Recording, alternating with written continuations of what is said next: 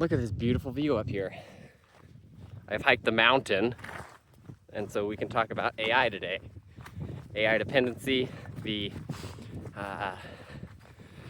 reduction in intelligence of those who use AI, apparently. It's a new study I just heard about. People who use AI more seem to score less in intelligence tests. Also, I think Gen Z is supposed to be the first generation in like 100 years to have a lower IQ on average than the generation before. So, holy, I am walking down death right now, so.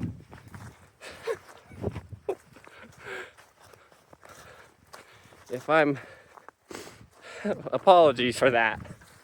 Holy. Let's see if I can not fall over.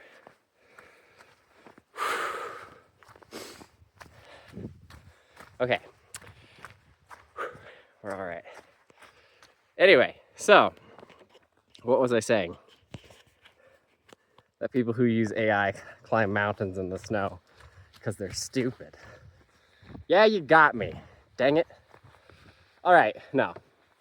What I really wanted to talk about was the causes for this reduction in intelligence, because I just did a little bit of thinking on this, and all of a sudden it was like, man, this is such an interesting idea. Because at least for me, I can understand that, like, let's say you have this math problem or something. Maybe it's like you've got to graph a certain type of equation, and so you're just like, nah, I'm just gonna have the AI do it for me. And so every time that question comes up, you just use AI and it graphs it and you get your answer. And so you never actually learn how to do it. And even if you did, let's say, learn how to do it, you're never going to, well, maybe you will, but you have to do it enough to actually remember how to do something. And the more you do something, the faster you get at it, right? So if you apply that not to the idea of making a graph, but to the idea of looking at a problem and being like, is this a graph making problem? What kind of problem is this? What are the elements of this problem? And what do I need to do with them? You know, the very cognitive functions of just kind of figuring out what you're looking at and what you need to do with it.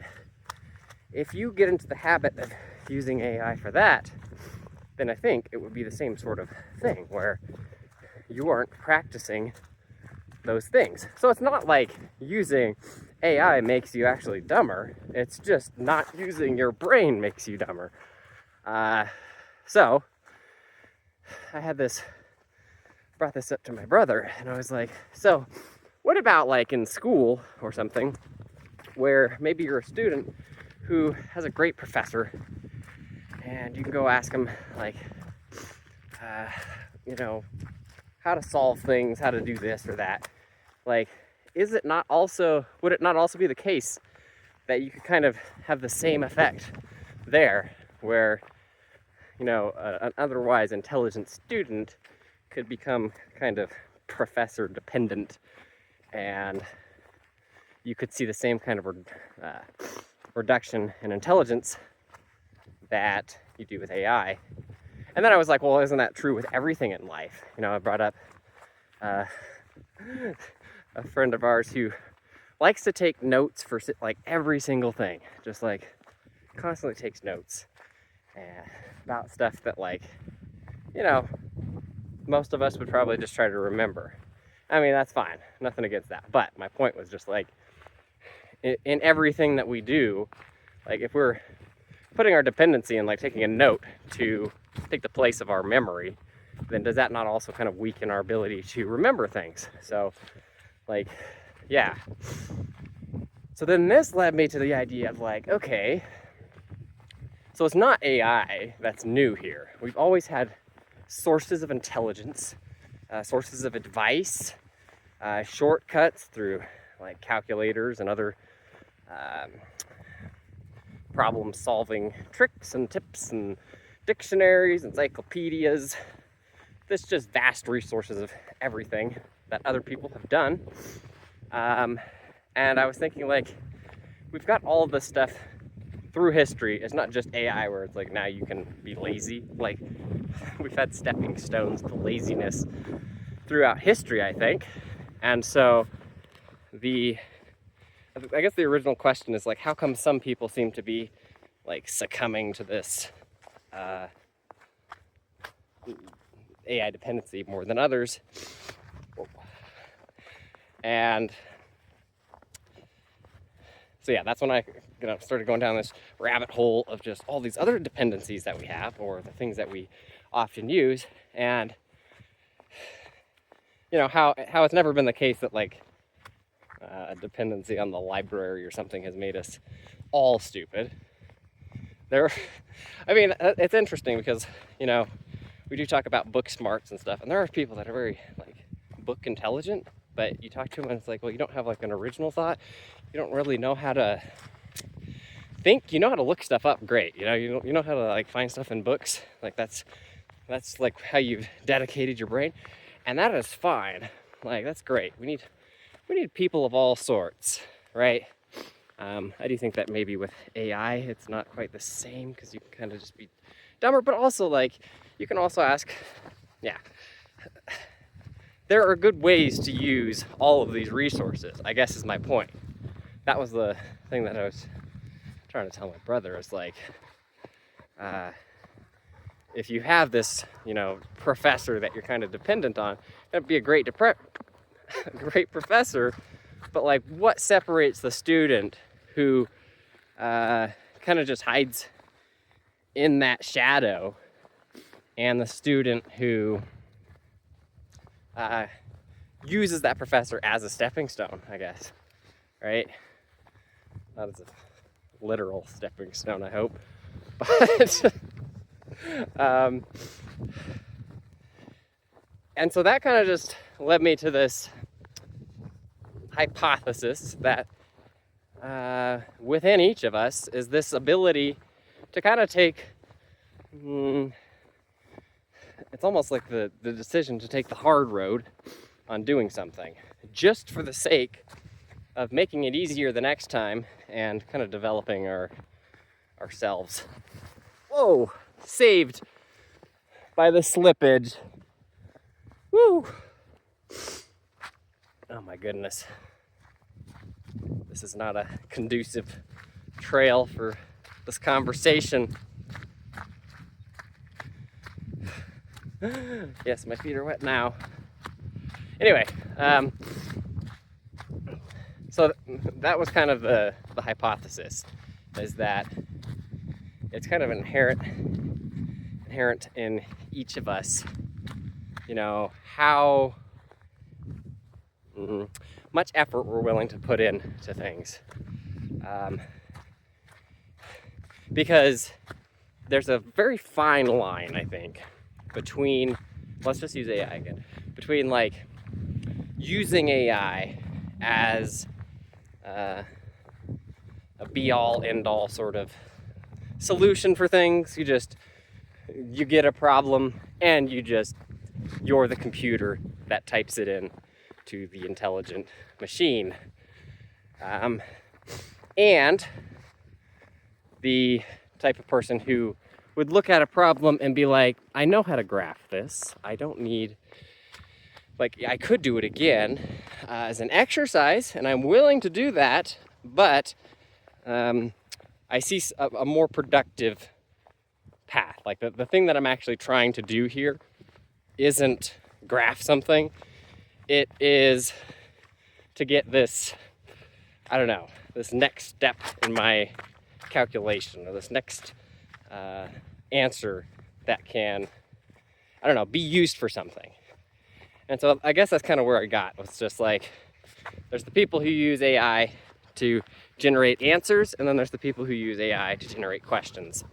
And I would say that that's kind of how I would sum up like negative versus positive AI use. You don't want to be the computer that's just typing in the questions, right? I think that's ridiculous. Like, all the fun is in figuring things out, or at least, you know, having that, oh, this is gonna be death. I'm skiing. Holy. What are we doing? Why are we here? Oh my gosh. I'm walking in a lake in these shoes, these breathable hiking shoes. You'd think the snow would be bad, but no, I had dry feet basically at the top. But now they're wet. But anyway, that's, yeah, getting off track there, getting off trail, if you will. So I think that kind of summarizes, oh my gosh, again. Okay, this last steep section here, I'll let you watch this because it's probably more interesting than watching me go, oh my gosh, I'm gonna die. Oh, and sure, now he stopped slipping. Well, yeah, I got cameras on those feet. Go, feet, go. You can do this. Ah, easy.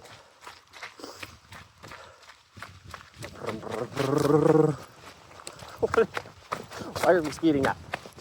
Hey. Nope. Slow down. Slow down. All right. Is there anything else I wanted to add on that? I think there was, but I'm not sure what it was. Something about free will. I was going to say something about, I don't know how I was going to bring that in. On the hike up, I was, you know, like, and I had a great idea. And it was something like,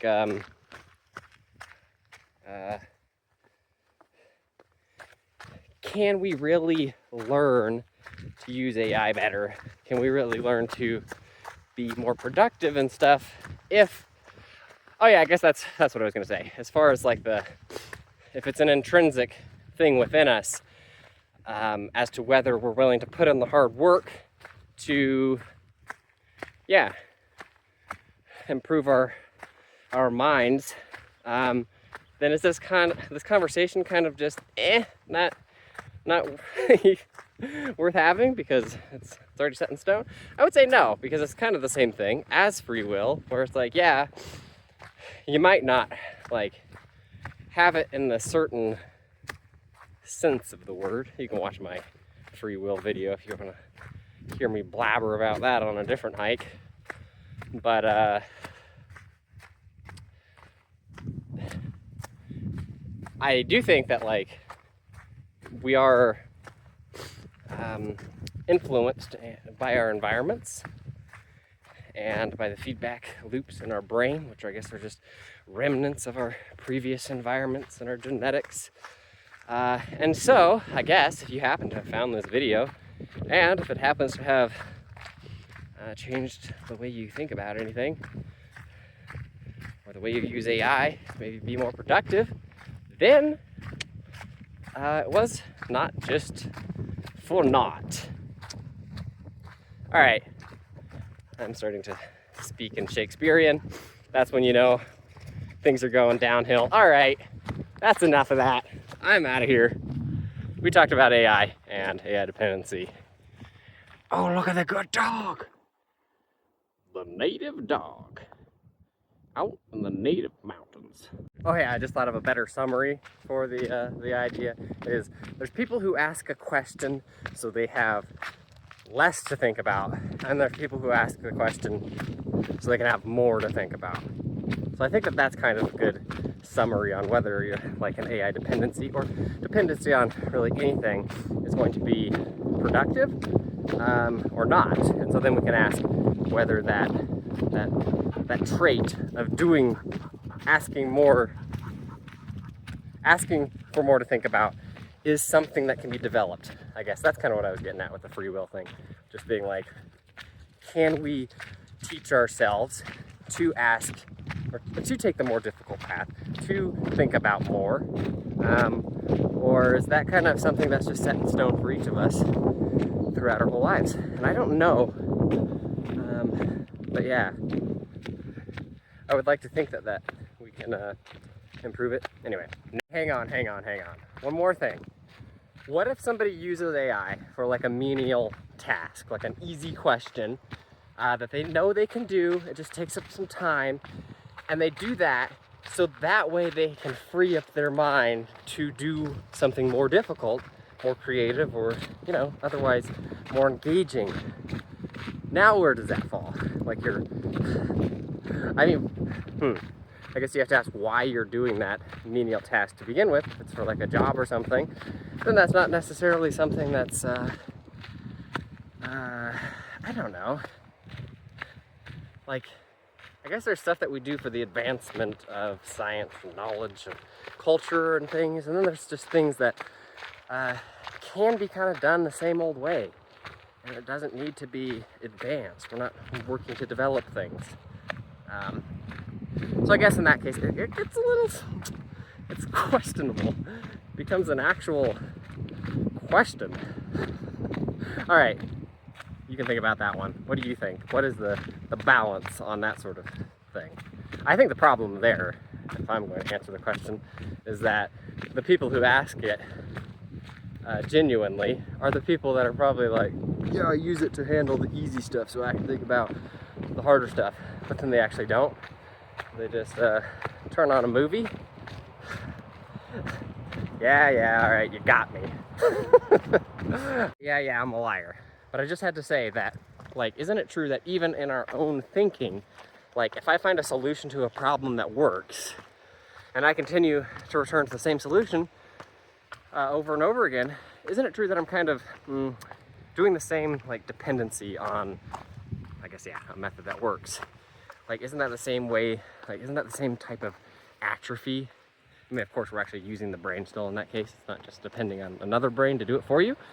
But it is the kernel of what I'm talking about this ability, this need, I think, that some people have to kind of, I don't know, experience the satisfaction of solving problems that, like, in a new way. Like, I don't know how to describe it, but is that the kernel at the heart of people that don't really become so negatively dependent on AI or other intelligences or shortcuts or things? Is it really just that kind of finding new pathways in your own brain? Is that something, is that a pathway also in your brain? Like, you imagine your neuronal connections. Like, is there like a certain firing sequence that inspires novelty in other firing sequences? Or, like, how does that work? Is it the very chemistry of the mind? I feel like that might have something to do with it, just like the actual chemical balance in our brains, but surely there's more to it than that, right? All right, I'm truly gone now.